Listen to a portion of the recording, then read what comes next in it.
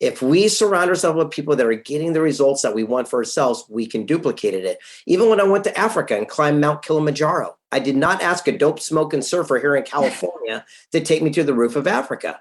I found the porters that had climbed it 900 times. Wherever they put their boot print, I put my boot print. We can have anything and everything we want just by following that one simple action. Hello, fabulous person. Beate Gillette here, the Growth Architect. Welcome back to the Business Growth Architect Show, where we bring you cutting-edge business strategies from some of the world's most successful entrepreneurs, business transformation experts, and visionaries who want to help you to scale your impact. Look for one tangible strategy that you can take back and implement right away. And now back to our guest. Hello and welcome. Thank you so much for the Business Growth Architect Show. I'm your host, Beate Gillette, and today I have a pretty awesome guest, and his name is Greg Reid. And I'm going to give you the honors of just introduce yourself to our audience and tell us everything we need to know. Well, first of all, thank you very much for having me on. My name is Greg. Hi, everyone. I'm talking to you from my home in beautiful San Diego, California. For those of you who are not familiar with my work, I'm an author, speaker, filmmaker, and been published in 128 books, 45 languages, and believe it or not, just got a little star on the Walk of Fame for doing so. And the ironic part is I can't read very well and I'm dyslexic. So it proves that you can do anything if you put your mind to it.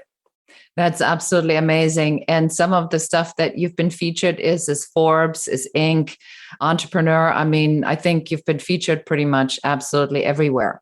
So one of the things I wanted to talk to you about is I gather from, watching you is that you have a lot of different strategies for a lot of different things. So maybe I can just ask you first, what does strategy mean to you for your business and for your success? Yeah, there's a big difference between strategy and plan.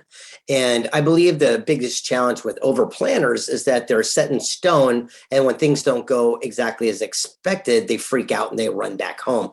I remember I was interviewing a gentleman named Truett Cathy, who founded Chick-fil-A. And he said, the secret of success is to look for and capitalize on unexpected opportunities. I said, like what?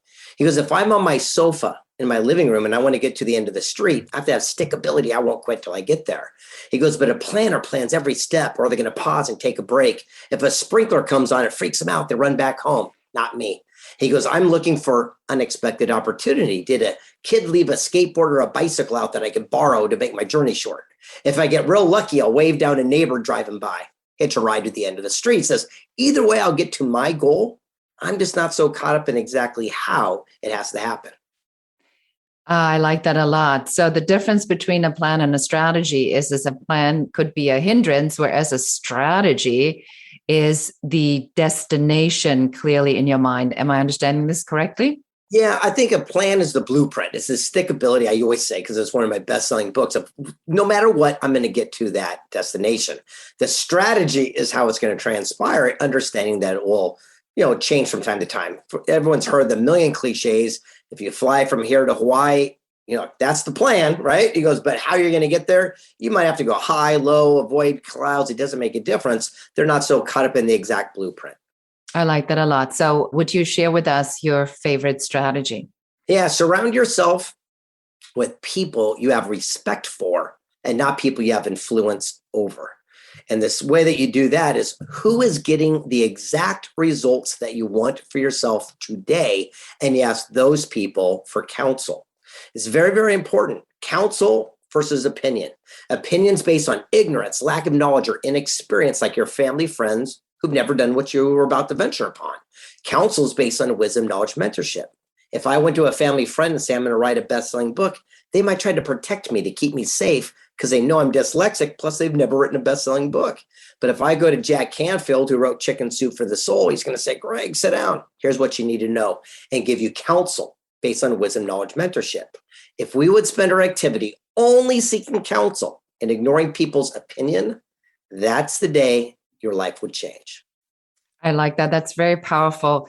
I think that, in the work that I do, a lot of times, we even warn people to not talk to their families about their plans and say their job is to protect you from making a mistake. and they've been in the lane that they're in because that's the lane they know, and that's the lane that they protect, and that's the lane that works for them. Now, if you say that you're going to go outside of that lane, what do you think they're going to tell you? They're not going to say that, oh yeah, that's a really good idea. They're going to say, well, is that the right lane? Is that the right lane for you? So I want to dive into this a little bit further. So you said an opinion versus really getting good. Yes. So how do you differentiate that the two? Is it the person, the authority that you go to? Are you doing your homework prior to that? What tips can you give our audience? Because I think you have a little bit more wisdom in this that we can. Yeah, share. I don't think it's very complicated. We just find someone who's doing what we want to do, and I ask them. If you're a starving artist and hang around starving artists, you're just another aspiring starving artist. It's pooled ignorance. If I was an artist, I'd go to a local gallery and I'd sit outside and I'd say whose art's being pulled off the wall and being sold. And then I'd reach out to them and say, how are you doing it? And when I wanted to be a best-selling author, I went to the bookstore. I bought every best-selling book. I called every one of them and said, how does the system work? They taught me. Here we are today. If we surround ourselves with people that are getting the results that we want for ourselves, we can duplicate it. Even when I went to Africa and climbed Mount Kilimanjaro, I did not ask a dope smoking surfer here in California to take me to the roof of Africa. I found the porters that had climbed it 900 times. Wherever they put their boot print, I put my boot print. We can have anything and everything we want just by following that one simple action. So you are trusting the path that others have taken before you, and then you can follow that and you adjust. It's a proven path. I'm not trusting anything. I can see it, touch it, feel it. It's not faith. It's just common sense. So many people come up and say, here's what you need to do to invest your money. I say, wonderful. Can you show me your portfolio that you've done that? Well, I haven't done it yet. I just think you should.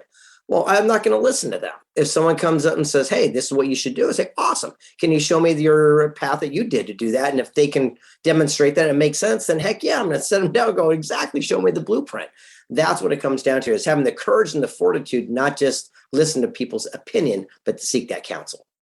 So what advice would you have for somebody that says, well, that maybe works for you. You're a strong personality, but it would never work for me. Why would anybody even talk to me? What would you say to them? Well, I'm not a psychologist and I'm not a therapist, and I'd say it sucks to be you. I mean, I don't know what to say. I will say this, is that the most successful people are also the most available people. If you're brand new at something, you're happy-go-lucky, you're fresh, you're cool. If you're at the pinnacle, at the top of your field, you're happy-go-lucky, you got nothing to prove. If you're in the middle, you're a pain in the neck. You're filled with ego. You're edging God out.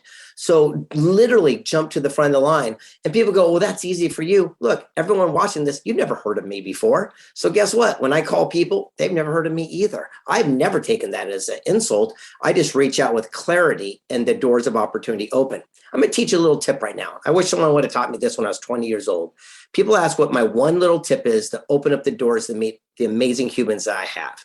And it comes down to specificity. For example, if I want to get to the founder of NASCAR, what I'm going to do is I'm going to say, I need 12.5 minutes of your time. That's all. I'm working on a new best-selling book. I'll cover all my own costs and expense to get to you. From the moment I open the door till the moment I leave will be 12 and a half minutes. I'll start a stopwatch. When it goes off, I promise I'll exit.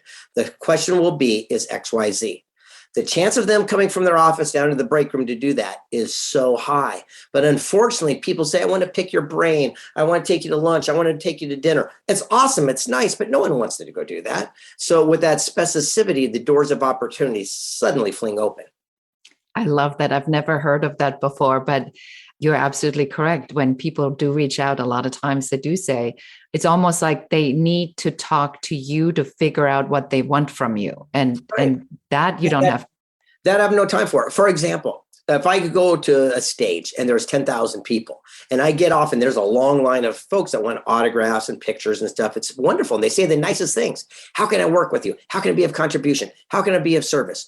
I don't got 30 minutes for a resume check. Imagine that to someone coming up saying, dude, love your presentation. I went to your Instagram. You got 1 million followers. I make really cool memes. Let me send you one. If you like it, maybe you use me.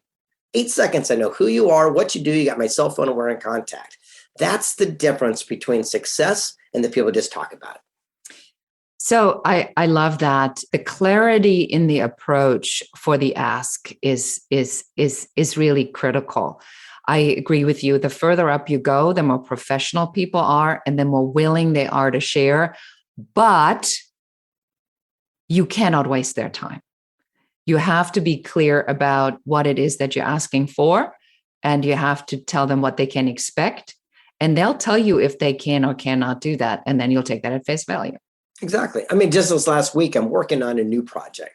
It's called The Secret of Happiness. It's a documentary and a new book. And I just flew out to Las Vegas and hung out with Coolio, the old rapper, and basically sat there and said, hey, what's your secret of happiness? And then the next person. I'm getting to monks and all these amazing people to find out, what makes our heart sing. And it's astonishing how open people are when it has a clarity of motion. Again, if I sit there and said, hey, I want to take you to lunch or pick your brain, chances no. But if I say, hey, I need 12 and a half minutes, I'm going to ask you one simple question in front of my camera. What makes your heart sing? Chances are they'll do it. Greg, quick question for you. Are you detached from the outcome when you ask? Yes, there's a big difference between detached. That's where you don't give a crap. That's not me. Non-attached is I go all in. I give every single project I've got 100%. But once it's done, I let it go. I'm not responsible whether, people like it or don't like it or whatever. If it's a big bestseller, all I can do is the very best that I can do and be non-attached to the outcome. And by doing that, I can continue to go to the next project and the next project. How important is mindset for you? Oh, mindset is everything. If you look behind me, biggest thing, right? Here it is. PMA, positive mental attitude, right? I mean, I don't know if you've read my work or not, but it's a little bit consistent with that. And the idea is if you can, I'll tell you this, if someone wants to open up a door of opportunity, someone with enthusiasm and a positive mental attitude will open up those doors 1,000 times more than someone with a kick-ass business plan. So the whole idea is the more cool, open, and positive you can be, the more opportunities will come your way. Yes. Well, I can see now why they call your entrepreneur courses a must go to, because you have a lot of wonderful energy and certainly a lot of passion that oozes out of everything you say. Is there any sort of advice other than the one that you've given, sort of the one nugget that you can leave the audience with? Yeah, well, again, this is the second nugget. This is what you're asking me. I'm just asking you for it. And I've got a cornucopia of them, but I will share this one, and this is powerful. CPC. Everyone, if I could teach anyone a single thing, it'd be this. CPC. It's an acronym that stands for clues, patterns, choices. It's about accountability and responsibility for every single thing that happens. It is your fault. It works like this. I'm a single guy. If I go out on a first date with an amazing woman, she happens to be 20 minutes late, anything could have happened. But there's a little red flag, and that's my first C. It's called a clue. But if I like her and I continue to date her, and every single time she's 20 minutes late, that forms a P, which stands for a pattern. Now, it's my other C, choice, whether I deal with it, I yell at her, I break up with her, but it's not her fault.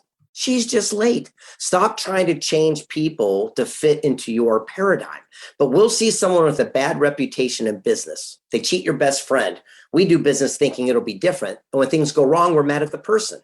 We saw the clue. We saw the pattern. We made the choice. It'd be the equivalent of seeing a rattlesnake rattle bite your kid's sister. You go to pet it, get bit, and you're mad at the snake. Looking back in life, rarely will we be angry at relationships that failed, negotiations that fell through. We're just mad at ourselves because we stayed in too long, because we saw the clues, we followed the patterns, but we made our choices late.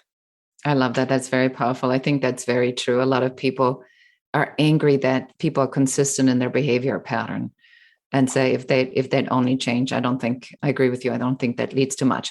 So in wrapping this up, where can we find out more about you? Where can we go find your courses? Tell us how they can connect with you. Well, I appreciate you asking. Just go to Instagram. Greg S. Reid is my Instagram. It goes right to me. If you send me a direct message, I don't like to talk about the weather, what your kids had for breakfast. But if you sit there and say, hey, I'm working on this project, what book should I read? Who should I connect with? I promise you I'll reach out to you right away. Specificity opens up the doors.